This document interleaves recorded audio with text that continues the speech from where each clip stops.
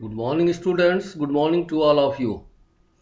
हम लोगों ने गोस्वामी तुलसीदास जी के दोनों कवित्त और सवैया से पूछे जाने वाले बहुविकल्पी प्रश्नों और काव्य बोध पर आधारित प्रश्नों के आंसर्स देख चुके हैं। आज हम लोग गोस्वामी तुलसीदास जी की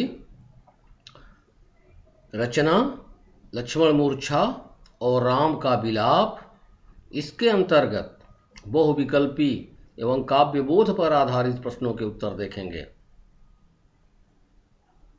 यह लक्ष्मण मूर्छा और राम का विलाप रामचरितमानस के लंका कांड से लिया गया है। अवधी भाषा का प्रयोग हुआ है, भक्ति काल है, जगह जगह पर अनुप्रास और अन्य अलंकारों को आप समझ लेंगे।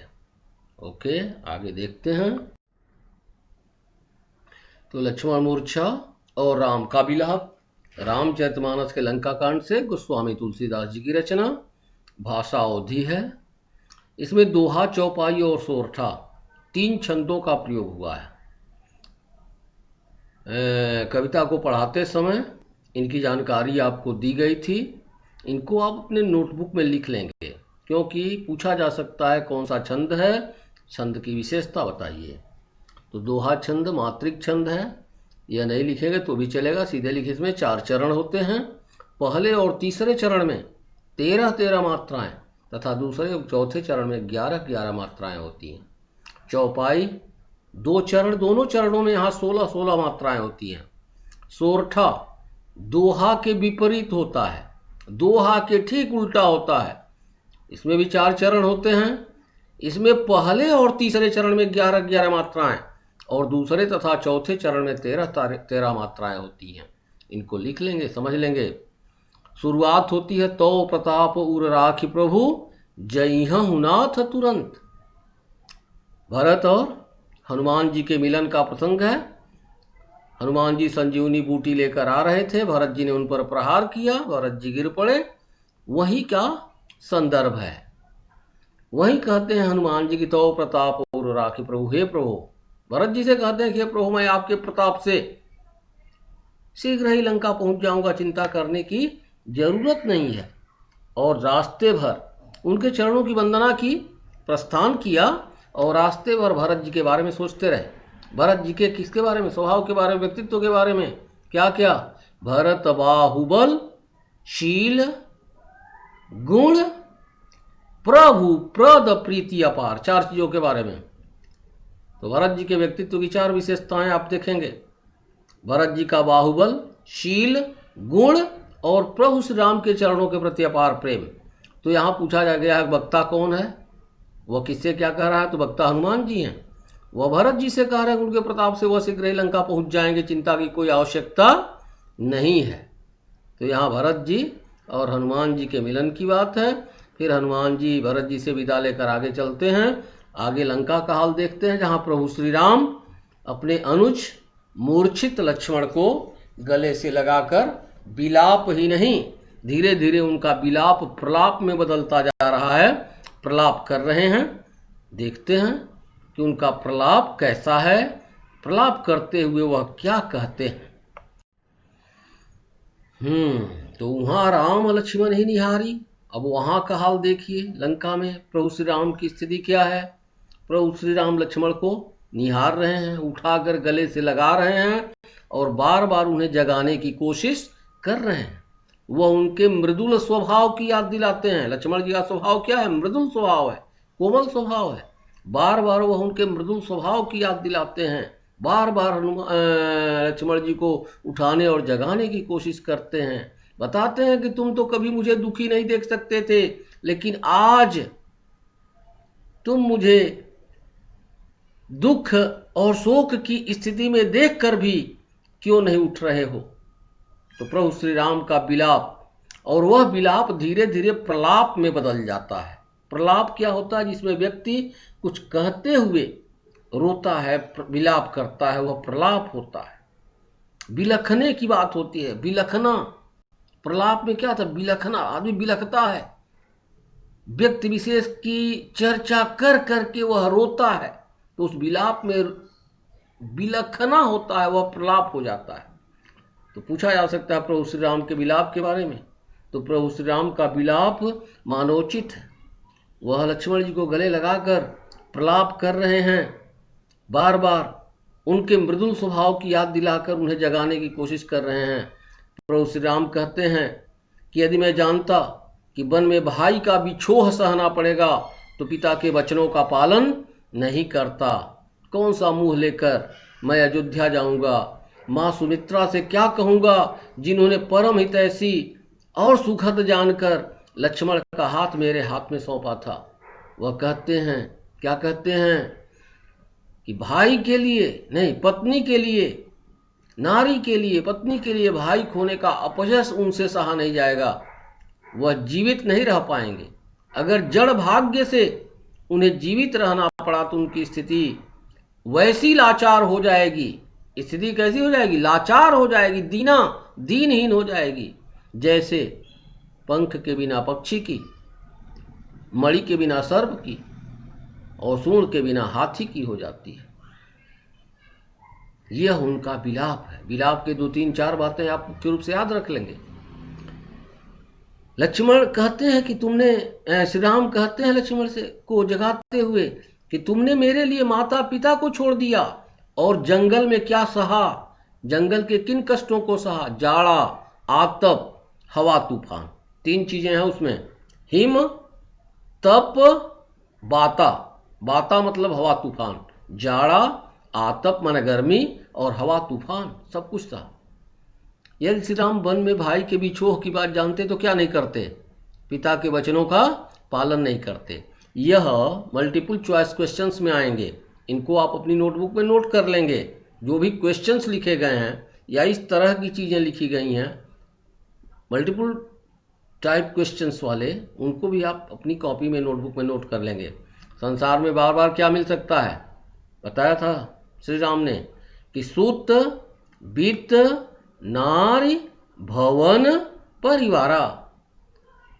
जग में मिले 12-12, ऐसे कुछ कहा कि सूत मतलब बेटा, वित्त मतलब धन, नारी पत्नी, भवन परिवार। संसार में बार बार मिल सकते हैं, लेकिन एक चीज नहीं मिल सकती, मिले न जगत, मिले न जगत सहोदर भ्राता।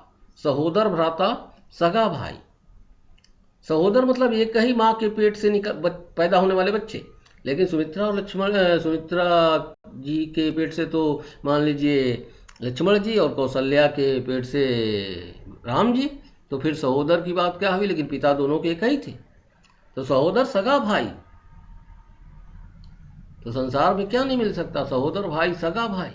लक्ष्मण के बिना श्री राम का जीवन कैसे हो जाएगा? लाचार हो जाएगा, दीनहीन हो जाएगा। कैसे? जैसे पंख के बिना पक्षी, मणि के बिना सांप और सूंड के बिना हाथी का जीवन दीनहीन हो जाता है, लाचार हो जाता है। श्री राम किस क्षति को विशेष नहीं मानते?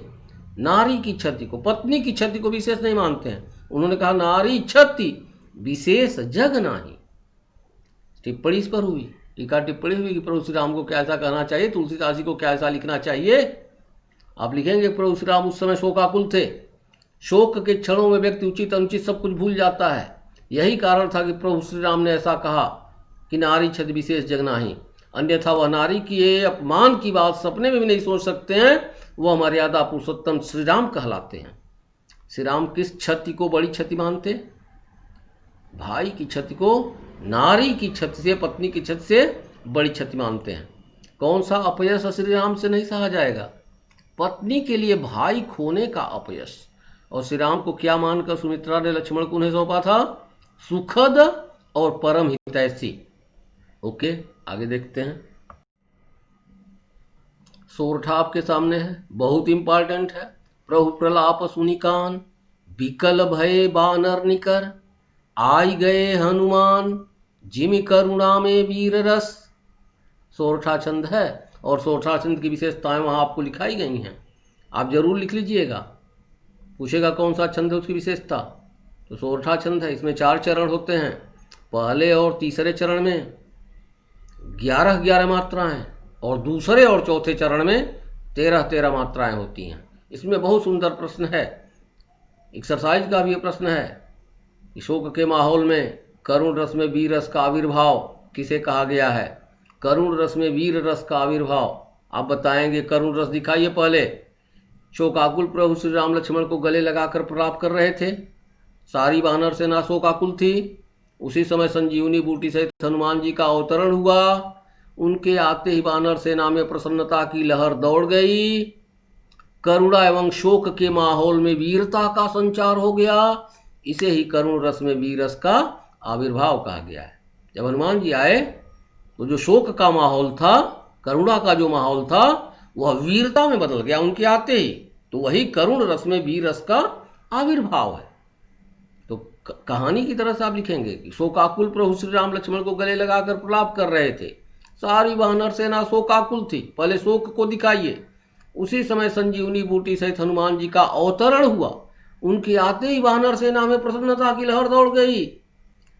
शोक एवं करुणा के माहौल में वीरता का संचार हो गया। इसे ही करुण रस में वीर रस का आविर्भाव कहा गया है। प्रभु प्रलाप और वानर निकर में अनुप्रास अलंकार है। अनुप्रास अलंकार के बारे में आपको बताया गया है। बिगिनिंग में भी वर्णों की आवृत्ति हो सकती है और एंड में भी। वानर निकर तो एंड में रॉ की आवृत्ति है। जिमि करुणा में वीर रस, करुण रस में वीर रस के आविर्भाव की कल्पना है। तो जहां कल्पना की जाती है वहां उत्प्रेक्षा होता है। लास्ट चौपाई, संजीवनी बूटी आ गई, लक्ष्मण जी जीवित हो गए, प्रभु श्री राम ने उन्हें गले से लगा लिया। हनुमान जी के प्रति प्रभु श्री राम ने अपनी कृतज्ञता प्रकट की। हनुमान जी ने सुसेन वैद्य को जहां से और जिस तरह लाया था वहां उसी तरह पहुंचा दिया। यह हाल रावण को पता चला। रावण सिर ढूंढने लगा, चिंता करने लगा। अंततः वह अपने भाई कुंभकर्ण के पास गया, उसे जगाया और उसने कुंभकर्ण को सीता हरण की सारी कहानी बताई।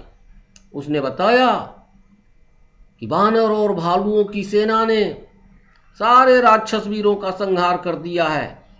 बड़े बड़े योद्धा जो रण में विचलित नहीं होते थे वे रणभूमि में पड़े हैं।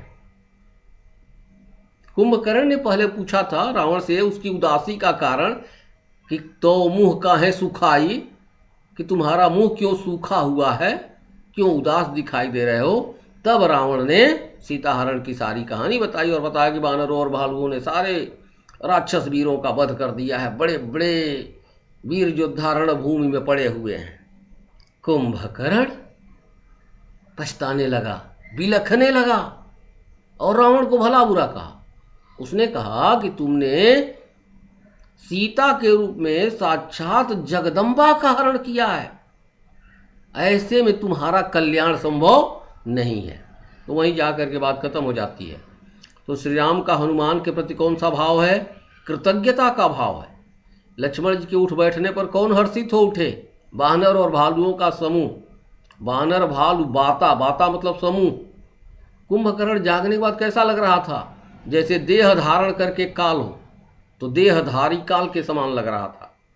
रावण ने कुंभकर्ण से किन राक्षस योद्धाओं के वध की बात की? दुर्मुख, सूररिपु, अतिकाय, अकंपन, महोदर। लिखा पैराग्राफ में लिखा रहेगा। जगदम्बा का प्रयोग किसके लिए, कुंभकर्ण ने किसके लिए किया? सीता के लिए कहा कि तुमने सीता के रूप में जगदम्बा का हरण किया है, तुम्हारा कल्याण संभव नहीं है। वैद्य कौन थे? सुसेन वैद्य थे। हनुमान जी उनको लंका से लाए थे उठाकर और फिर ले आकर लंका पहुंचा दिया जब काम हो गया। तो यह देखा। तो जितने भी मल्टीपल चॉइस क्वेश्चंस हैं उनको भी नोट कर लेंगे और जो प्रश्नोत्तर फॉर्म में हैं, प्रश्नोत्तर के रूप में हैं, उनको भी अपनी नोटबुक में कर लेंगे। तैयारी हमारी इस तरह से होनी चाहिए कि मल्टीपल चॉइस क्वेश्चंस भी तैयार कर लें और साथ साथ प्रश्नोत्तर भी। आप जानते हैं कि पद्यांश से मल्टीपल चॉइस क्वेश्चन से पूछा जाता है एक एक लाइन से, और उसके लिए हाई लेवल चिंतन की जरूरत होती है। और प्रश्नोत्तर काव्यबोध से भी पूछा जा सकता है, विषय वस्तु से पूछा जा सकता है और एक्सरसाइज से भी पूछा जा सकता है। We will have to prepare for each and every aspect. Okay, thank you.